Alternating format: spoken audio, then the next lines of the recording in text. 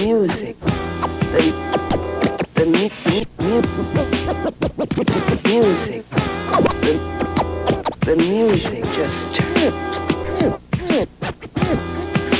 turns me on.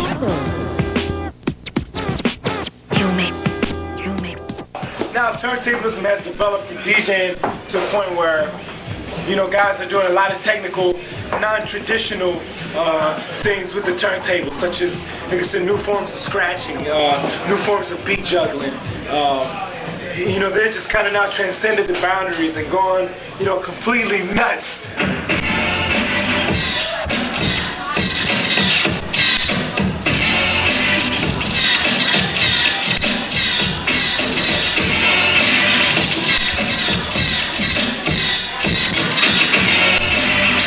So many kids doing it now. There's more and more band DJs now, which is good because, you know what I'm saying, DJs stepped it up, and now we're musicians on turntables. You know what I'm saying? We can play notes, we can play drums, we can play anything. We can play a voice, some wind, some cars crashing. You know what I'm saying? We can play damn near any kind of instrument. You know, and we can manipulate it in different ways. So, you know, in that aspect, we got more flexibility than a musician does.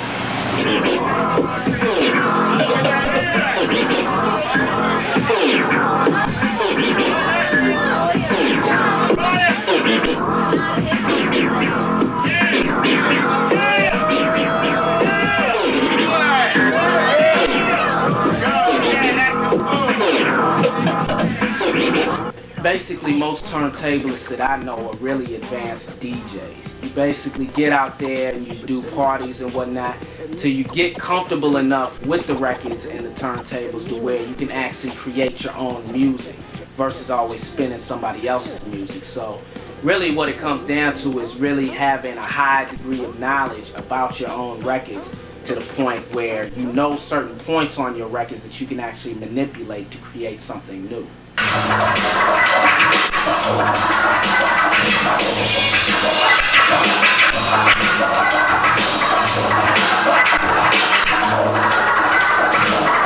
Practicing and then trying to create something new that's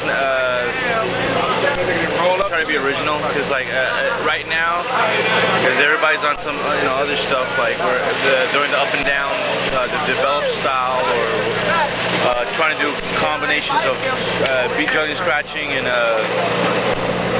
all this stuff at the same time, and I'm trying to be like Chemist with his hair going out to the wind. But and trying to be technical but funky, just be original. That's all.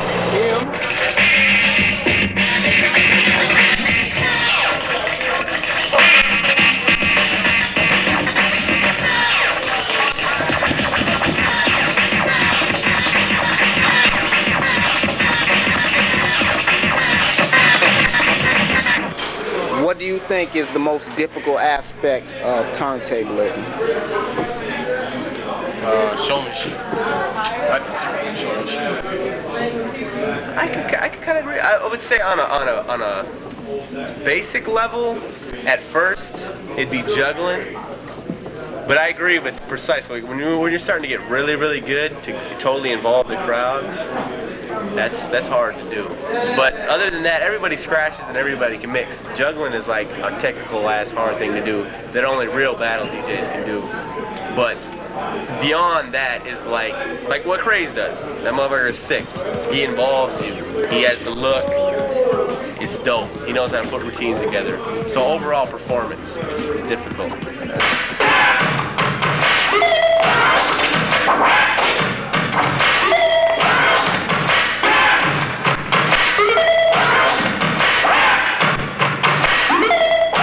My number one thing to tell everybody to do, which I'm gonna start doing, is when you work on your routine, what you need to do is don't just do it in your home. If you got it down pat at the crib or whatever, go ahead and go out.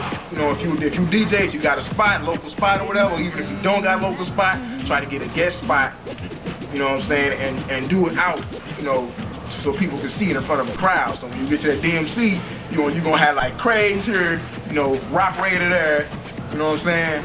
and they watching you, and you ain't gonna, you like, all right, well, this ain't nothing but this normal crowd. So, you know, you used to doing that in front of the crowd, which I'm not. See, I can mix. You know, I can mix my ass off and, you know, in front of a crowd or whatever, but when it gets to down that technical DMC routine, it's like, you know, I don't know, something just hit me, man. I'm not really, you know, cued into it. You know what I'm saying? So that's my #1 thing to tell everybody. You know, do your routine in front of a crowd before you go to the DMC several times. Needle skipping, man, there's one thing that's overlooked. People think it's needle, needle, needle. It is needle, but it's the hands, man. A lot of people can have the finest needle made. It's the hands, man. You gotta practice with soft hands. I personally use the 44/7s. I use Ortophones for years. Ortophones, 44/7s, man. I mean, you can look it up. You can ask the Skratch because you guys all as kids, but there's a lot of it's right here in the hands, man. You keep getting the toe and arm balance. A lot of kids overlook that. They think they can slap the needle on. There's instructions, man. You gotta get it weighed properly.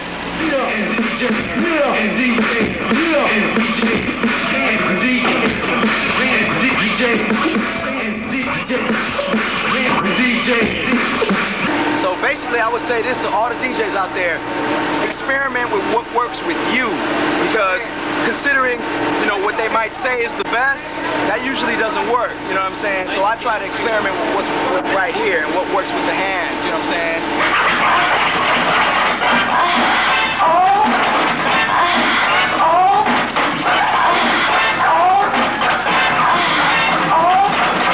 You can just break down how you came up with the whole concept of the team thing or whatnot. Man, it was back in high school, man. Me and Mike were just kicking back in a room, you know what I'm saying, smoking little herb. And Peter Piper was on the turntables. And every time we would practice, I would go on and he would want to spin at the same time. And every time he was DJing, I would want to do something at the same time. So I was like, man, let's just grab one, you grab the other one, and let's do something at the same time so we could be DJing at the same time. You know what I'm saying? We only had one set, one mixer. We wanted to do it at the same time. So that's basically how it came about. And we just like, I took a snare, and he took a bass, and he started doing the bass, and I started doing the snare, and we started just doing the remix of Peter Piper.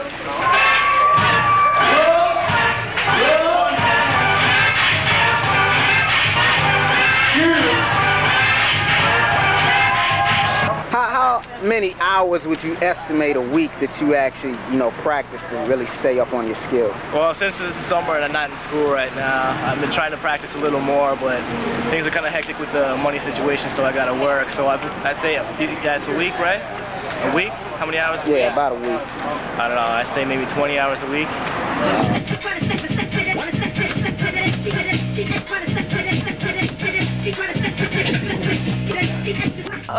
I get a lot of dudes that want to buy me drinks because they never saw a woman DJ.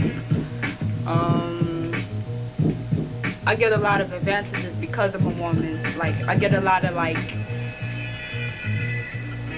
people coming to me with offers like, oh, you're a woman, so, you know, that would be nice to look at, you know.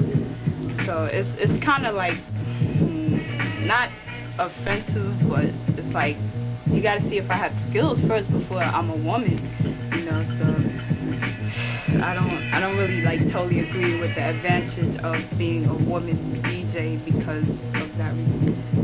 But it's cool, you know. I'm happy to be a woman, you know. But you know, the advantage of people just coming to just say, hey, you're a woman, so that would look nice. That's, you know, that's not really cool.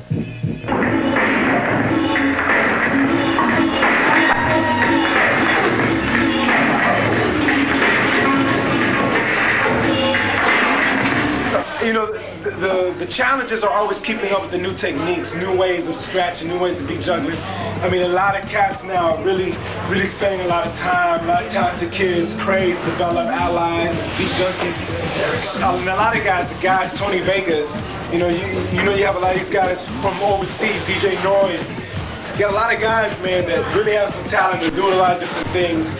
So, you know, they're really pushing the envelope. I mean, you know, always, I think to me the challenge is going to be, you know, the practice time. It's very time consuming. If you want to really get down, you got to spend a lot of time with your turntables. And, I mean, if you have the time and that's what you really want to do, you're going to have to put in the time and practice, just like as you would for DJing. You're not going to learn to blend two records overnight. you got to get to know your records, know where the breaks are, know what mixes together, know your beats, know how to handle the records. Just takes time. Like I said, for me the challenge is keeping up, because the techniques sometimes can become difficult and it takes time to physically know how to do it.